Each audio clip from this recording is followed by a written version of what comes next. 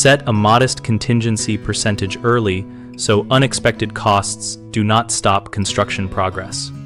For budget-friendly home construction, we recommend setting a contingency of 5 to 10% of the hard construction cost and treating it as a controlled reserve rather than free money. Calculate the baseline by totaling bids for labor and materials, then apply the contingency percent to that sum so you have a clear dollar buffer to reference. Track every change order against the contingency immediately and record the original scope, the incremental cost, and the remaining contingency balance so you can see erosion in real time. Use contingency funds only for owner-approved items and require written authorization for any draw from the contingency to avoid scope creep. After every major milestone such as foundation, framing, and rough-in, reassess the remaining contingency and adjust the percent upward or downward based on actual cost trends and supplier lead times.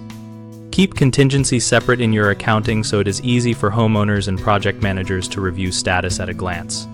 Homeowners commonly set the contingency too low, which leaves no cushion when bids are optimistic, so increase the percent when unknowns are large, or set aside an additional allowance for hidden conditions.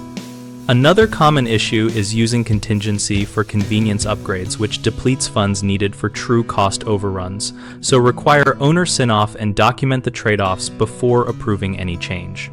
Projects also falter when teams do not update contingency usage frequently, so make a habit of reconciling contingency after each invoice and change order to keep everyone aligned.